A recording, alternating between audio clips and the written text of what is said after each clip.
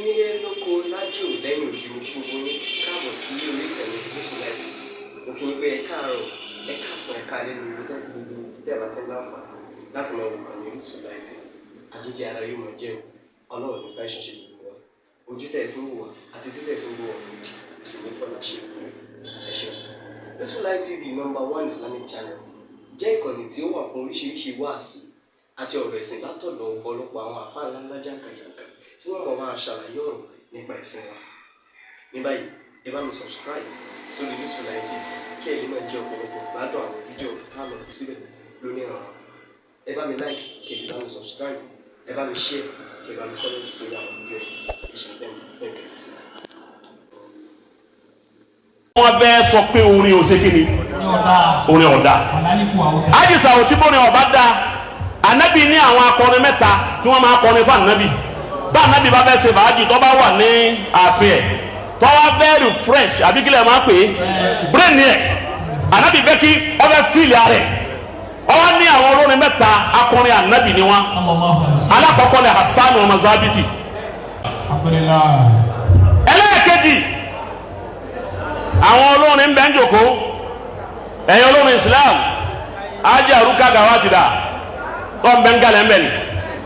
ìgbà mo rí ń bẹ ni inú mi dùn dáadáa torí pé mú ọ̀rọ̀ tí mo fẹ́ sọ èyí tọ́kàn ń bẹ ń bẹ tọ́kàn ajé àrùkà gàwá ti mo fẹ́ fún ẹ̀yin olórin mo fẹ́ gbé nǹkan kan lé yín lọ́wọ́ ẹ lè yàn ẹ sì wádìí ẹ̀ ọ̀rọ̀ mímọ̀ ni mo wá bẹ́ kẹ́ wádìí rẹ̀ gbogbo olórin Islam ti ń bẹ yà yín àti olórin Islam ti ń bá ń gbọ́ wa mo bẹ́ kẹ́ ẹ lọ lè yàn án àwọn èèyàn ń ta ko orin generally wọ́n ní orin ọ̀dà wọ́n ní kò bá Islam lọ inú àwọn tí ń ta ko orin àwọn tí wọ́n mọ̀ tí wọ́n ń ṣàbòsí ń bẹ àwọn kí wọ́n ń bẹ tí wọ́n gbélé àwọn lọ́wọ́ ni wọ́n ń gbé ti tẹ́ ẹ bá bí wọ́n kí ni hujja wọn à ní hujja wọn ni Wasiu yattabi'uhumul ghawu àyà kan náà ni àyà kan ni wàá rẹ̀ wọn ọ̀ma ń tọ́lọ́hún tọ̀ bákọ̀ rẹ̀ lélẹ́rí àtùwàrà tọ́lọ́hún wínú Al-Qur'ani wípé àwọn akọrin àwọn ẹni ègbé ní máa tẹ̀lé wọn kìí ṣe gbogbo olórin àwọn akọrin Kùrẹ́ṣì ni tọ́lá àwọn náà máa ń forí bú ànábì àwọn ọlọ́run wa ń bá wí pé wà nábì sórí gbogbo àwọn tí ń forí bu ọ̀hún àwọn tí ń bá ń tẹ̀lé wọn tí wọ́n ń pè ẹ́ káre o àwọn ní fáǹsì wọn eléré ibu ni wọn kèé sàwọn olórin tí ń kọrin yìí lọ́lọ́run ń bá wí. àkàràmọ́ kó wọlé kẹ́rì. lọ́lẹ̀ wádìí rẹ̀ ọba bẹ́ẹ̀ èyí ní sọ̀rọ̀ kankan máa ba àbí tó jù rẹ̀ ọba tó. ẹlẹ́ẹ̀kejì wọ́n ní ànábì sọ pé lè áyẹ̀mùláhà jawfu ibn Adam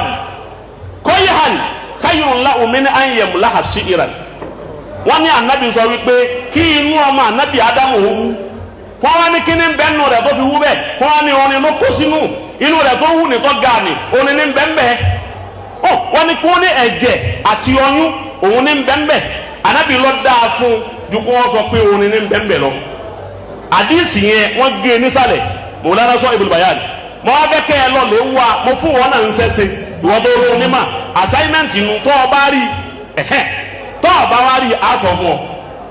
lè áyẹ̀mú láhàbùnà jawfu ibn Adam daman wa kayhan kí inú ọmọ anabi Adama kó kún fún ẹ̀jẹ̀ àti ọyún anabi ní khayrun lahu olóore fún min áyẹ̀mú láhà sí irani hujitu bihi ntọ́ parí ẹnu wọ́n wá gé hujitu bihi kú mbẹ́ wọ́n wá ní min áyẹ̀mú láhà sí ira anabi ni olóore fún ju kínú rẹ̀ ó kún fún orin tí wọ́n fi ń bú èmi anabi lọ kọjá pé orin tán fi ń bú mi lọ́wọ́ pọ̀ nù tiẹ̀ kínú rẹ̀ ọbẹ̀ kan kún fún ọyún àti ẹ̀jẹ̀ olóore fún jù bẹ́ẹ̀ lọ wọ́n wá yọ hujitu bihi kú mbẹ́ torí pé wọ́n bẹ́ẹ̀ sọ pé orin ò ṣe kí ni orin ọ̀dà àdìsá ò tí bórin ọ̀bá dá anabi ní àwọn akọrin mẹ́ta tí wọ́n máa kọrin fún anabi bá anabi bá fẹ́ ṣe fàájì tó bá wà ní ààfin ẹ̀ tọ́wọ́ very fresh àbí kílẹ̀ máa pè é brain ẹ̀ anabi fẹ́ kí ọ fẹ́ fíìlì rẹ̀ ọ wá ní àwọn olórin mẹ́ta akọrin anabi ni wọn alákọ̀ọ́kọ́ ni Hasan ọmọ Zabiti ẹlẹ́ẹ̀kejì ni Abdul ibn Rawaha ẹlẹ́ẹ̀kẹta ni Ka'b ibn Malik àwọn mẹ́tẹ̀ẹ̀ta àwọn akọrin anabi ni bí ọba jásí wípé orin ọba dá anabi ò ní fún Hasan ọmọ Sábìtì ní mímbàrí ní mọ́sálásí Madina. Anabi gbé mímbàrí tiẹ̀ sọ́tọ̀ lẹ́yìn mímbàrí tá anabi fi ṣe kútúbà. Ó ní wà Hasan gbogbo dọ́dọ̀ ọba bẹ́ẹ̀ kọrin fáwọn èèyàn máa gun mímbà inú mọ́sálásí ni mímbàrí Hasan ọmọ Sábìtì wà. Anabi tó wá fún níyàwó nígbà tí ọba Mokokis tí ń jẹ́ Azimu Misra ìyá ọmọ obìnrin méjì lọ́ba Anabi ó ti yé ba nínú àwọn àkèbátì inú tó jẹ́ kìbùtìyà alákọ̀ọ́kọ́ ni Maria kìbùtì ẹlẹ́ẹ̀kejì ni Zirina. Maria kìbùtì ńgbà tọ́ba yẹn fi járíà méjì yẹn ránṣẹ́ sí Anabi wípé mo kó járíà méjì yìí fún òun sí Ọlọ́run kọ́ ọ̀fẹ́ wọn. Anabi ní ìnífẹ́ méjèèjì mo fẹ́ yọ ọ̀kan òun ni Maria kìbùtì. Ọ̀rẹ́ Hasan ọmọ Sábìtì yìí tí ń bá ń kọrin fún mi máa wọnú orí mi mo fi ọmọ yìí fún ọ. Anabi náà Hasan lọ́mọ obìnrin yọ kan. Òyìnbó Anabi ajísàwòtí èéfún yín láwọn ẹ̀rí díẹ̀díẹ̀. Ẹlẹ́ẹ̀kẹta òun náà ni wọ́n pẹ́ nìkan ní Abu Nuwas. Ajísàwòtí Abu Nuwas yìí inú àwọn akọrin ní Dawla Abbasiya. Abu Nuwas yìí pẹ̀lú Imamu Shafi yìí wọ́n jọ lògbà ní Haruna Rashid ayé ẹ̀ lélẹ́yìí ṣẹlẹ̀. Abu Nuwas yìí wá jẹ́ àfa bí Ajísàwòtí sì jẹ́ àbá. Ó ní ìmọ̀ àfikíw ó ní ìmọ̀ hadith ọmọ àjẹgbẹ́ lọ ọmọ àfikíw jẹgbẹ́ lọ ọmọ tẹfsiri jẹgbẹ́ lọ ọmọ lóga jẹgbẹ́ lọ ọmọ àmà nípa adab ọmọ orin kọ dáadáa. Ọlọ́run wá gbé àdánwò dé ọwọ́ da ọ̀rọ̀ rẹ̀ rú. Báwo ló ti dàrú? Àfáàní o àmọ́ wọn ń mú lẹ́kùn orin ní máa kọrin ilé ọtí ní tí máa wá lè kọrin tiẹ̀ kéèkì o kò ní sinọ́ kò ní gbáwé kílọ̀bù ní máa lọ ní máa lè kọrin fún wa. Tọ́ba adé kílọ̀bù yóò máa bẹ̀rẹ̀ sí kọrin àwọn orin gẹ́sẹ̀lì máa kọrin àlùfànṣá máa kọrin obìnrin gbogbo ẹni máa kọ àwọn orin sì náà orin ìranù. Àwọn àbá àsàmánì rẹ̀ wá ń wí pé adúlúbọ́lọ̀ ń tebele yìí lẹ́bùn mímà tó ọ̀hárí orin ìkẹ́kọ̀ọ́ tí ó máa ròyìn ìmà. Irú àdánwò wa lọ́rọ̀ ń gbé fún Abu Nuwas yìí. Ó di ọjọ́ kan ọba Haruna Rashid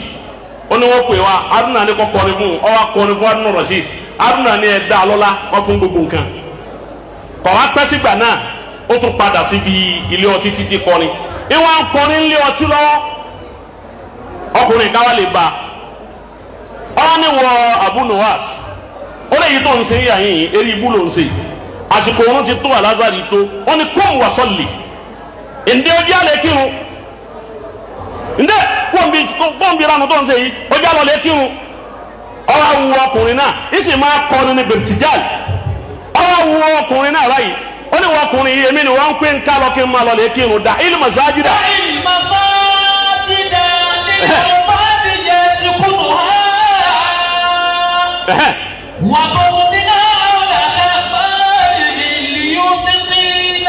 Ajísàwòtí wọ́n fẹ́ kẹ́ mú orin wù dáadáa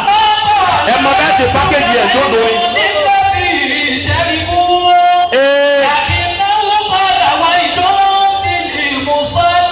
Abu Nuwas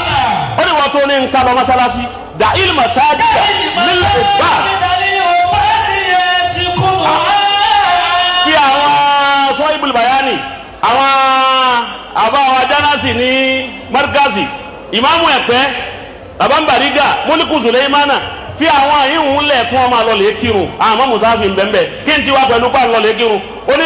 kọ́ọ̀bẹ̀ kan máa wulẹ̀ kírun máa kún ọmọ àsun mọ́sálásí oníkàwọn àfọ́ ọmọ àlọ́bẹ̀ yẹn máa lọ́ntì wàtọ́kì náà.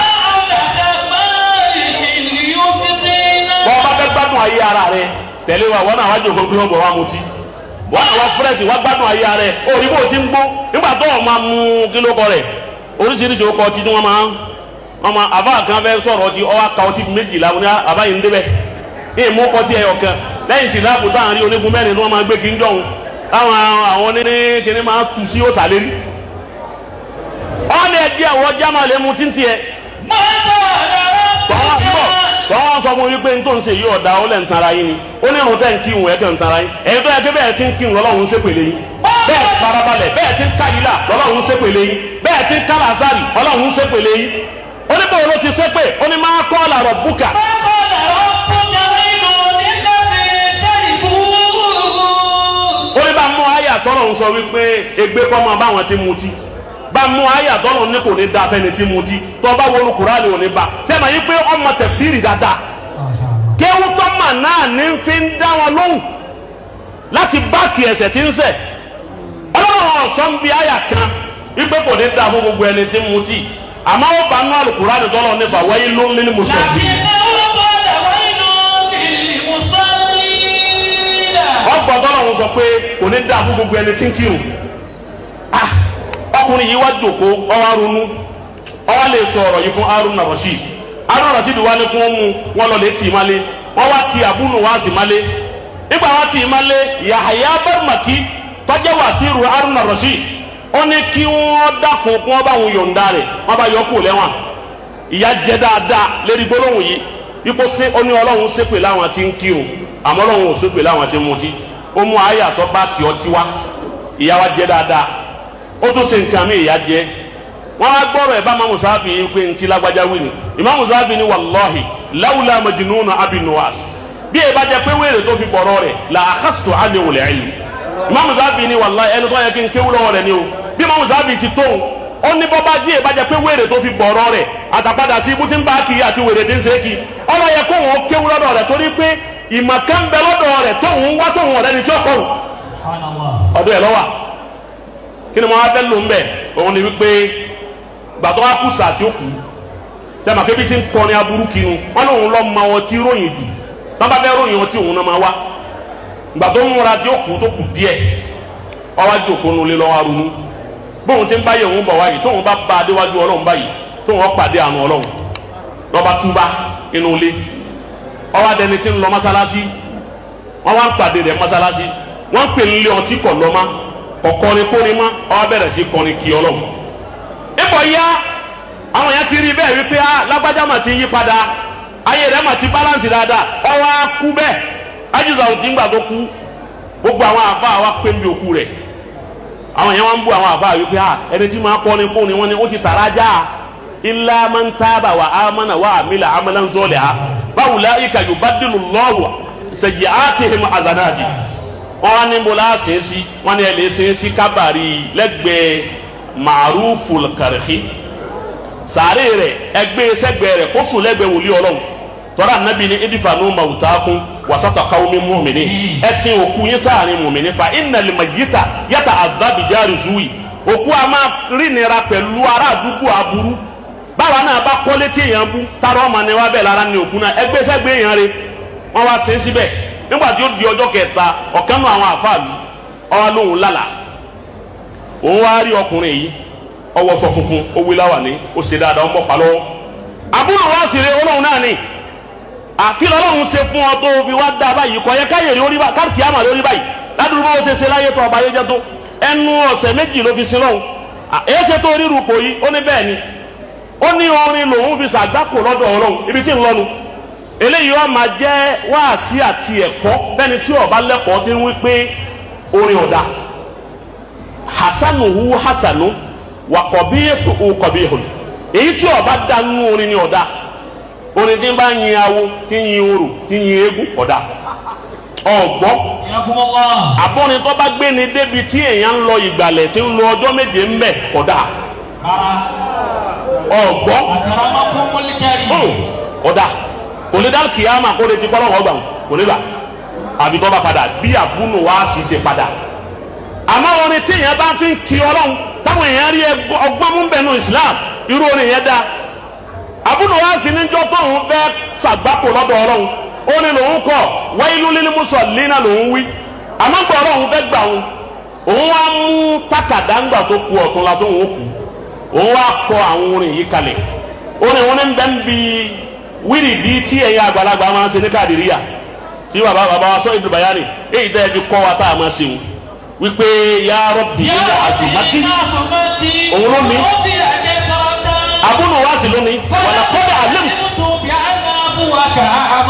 ó ní wọn Ọlọ́run ó ní bí ẹ̀ṣẹ̀ mi bá tiẹ̀ wá tóbi tí ò ló ń kà ṣé bí àforíjì èrè Ọlọ́run ju ẹ̀ṣẹ̀ mi lọ. èyí pé ìwọ Ọlọ́run bí ti ń kọ́nu kàmá àmọ́ṣà wọ́n ló ní ká máa tó ká máa fara gbolẹ̀ ọba bọ̀rọ̀ alẹ̀ ń wò wá yí lẹ̀lẹ̀ nulẹ̀. bọ́ọ̀ bá wá dá ọwọ́ mi padà tó ọlọ́gbàdúrà mi talẹ́ni tí ó kẹ́mi tí wọ́n bá lọ kẹ́mi mọ́ lọ. tọ́ba yẹn pẹ́ nìkan ò lè ráàánú rẹ̀ àfàwọn tí wọ́n bá ṣe eré láyé. àwọn tí wọ́n wá sábúrú tí wọ́n ò rí bìkan gbé gbà talẹ́ni tí wọ́n padà képe tí ó gbà wọ́n fi wọ́n lọ. Wasilatan wà lẹ́nu ìgbìmọ̀ tí mo lè sábà èsì lẹ́ni tí ìgbé wájú rẹ̀ pé wọ́n gbà mí bí n bá ní lè bá anabi Muhammad tó bẹ̀ lóòótọ́ àmọ́ ó ṣeé ṣe kọ́ pẹ́ tọ́ra anabi ti kú mo gbéra mi wá bàrẹ̀ ọlọ́run kan ṣàánú mi gbogbo tí mo ṣe fún ọdẹ yẹ́dì ni. wọ́n jẹ́ nínú àbúwíkẹ́ tó ń ba ènìyàn Mawlana sọ Ibn Bayan sẹ́ni bó ti wí bẹ̀ tán ọwọ́ ká tákàdá yẹn nígbà tó kọ́ ọwọ́ gbé sábẹ́ bírò rẹ̀ tó sùn wàsádà rẹ̀ alábẹ́ wìzádà rẹ̀ ọwọ́ gbé sábẹ́ rẹ̀ ibẹ̀ ni wọ́n ń forí lé ìjọ tí ọwọ́ akú bẹ́ẹ̀ ìwọ́n ń sọ fún ẹni tí ó lọ lè torí lójú oorun ó ní tó ọba ti délé ó ní orin tí mo kọ tí mo fi tún ọ̀rọ̀ ara mi ṣe tọ́lọ̀ ń fi gbà mí tí mo fi dọ́mọ àlìjẹ́nnà ọlọ́wọ́ bá lábẹ́ bílò mi tọ́hún bá tají tọ́hún bá lọlé rẹ̀ ó pé ìyàwó ẹ̀ pé ọkọ rẹ ní tákàdá kan ń bẹ lábẹ́ bílò bá wọn nígbà wọn bá ń bẹ lóòótọ́ tákàdá òun lọ́wọ́ fọ́ fún gbogbo ayé wípé orin làbúlù wá sí kọ tẹ́ ṣàgbákò orin ló sì kọ tẹ́ ṣe ríire eléyìí jẹ́ wá sí ẹni tó pàdé ajá àrúkà gàwátì ẹni bọ́ sí àyín ẹni tó pàdé ẹni ní ẹ́pọ̀tù mo fẹ́ sọ̀kalẹ̀ sí ìlérí àwọn aláìmọ̀ká gbogbo ni ọlọ́run jọ dá fún ọ ẹni tó pàdé rẹ ní airport ó ní ọ̀fún wọn lẹ́rìí ọ ní òmú ẹ̀rí wá tí a fi mà wípé orin da àbórin ọ̀dà àyíbẹ̀kọ́ ni gbogbo wà ìmúra mi ni tọ́ba wa dìgbà míì bírú ẹni bẹ́ẹ̀ bá wá pàdé rẹ̀ àbẹ́lòmíì láti béèrè wípé kí ló bá kí orin tí ẹ̀ ń kọ́ ni ó ní gbogbo àwọn àfa àpanupọ̀ pé hasanu wu hasanu èyí tó bá ti dánú orin ọ̀dà lọ́dọ̀ ọlọ́run wà kọ̀bí ìhù kọ̀bí ìhù èyí tí ọba ti dánú orin ni ọ̀dà lọ́dọ̀ ọlọ́run orin ni abúnuwa oníkọ́lọ́wọ́ ìtàn abúnuwa orin lọ́kọ́ tó yẹ sàgbákò orin ló sì kọ tó fi tún padà tó rẹ̀ sí lọ́dọ̀ ọlọ́run tó fi dọ́mọ àlìjẹ́nnà gbogbo ẹ̀yin tẹ́ ń kọrin tọ́ba yẹn pẹ́ nìkan kọrin bú ọlọ́run tó sì bú Islam tó ṣàgbákò tó padà wá tún rẹ̀ sí tó padà dọ́mọ àlìjẹ́nnà ẹ̀yin tẹ́ ẹ wá ń kọrin ju ẹ ti bẹ̀rẹ̀ tẹ́ ẹ bú Islam tẹ́ ẹ sì bú ọlọ́run tó yẹ kí ọlọ́run lẹ́ fi yìn ju ẹ ti bẹ̀rẹ̀ ẹ wá kú lérí agbọ́nrin pé ẹ̀yin ọlọ́run sẹ́ni bá àlìjẹ́nnà yín ẹ ti wà àlìjẹ́nnà kẹ́ni tó sọ pé orin ọ̀dà àwọn tó ráyè ibi tí ó gbà lọ. Wassalamu alaikum wa rahmatullahi wa barakatuh.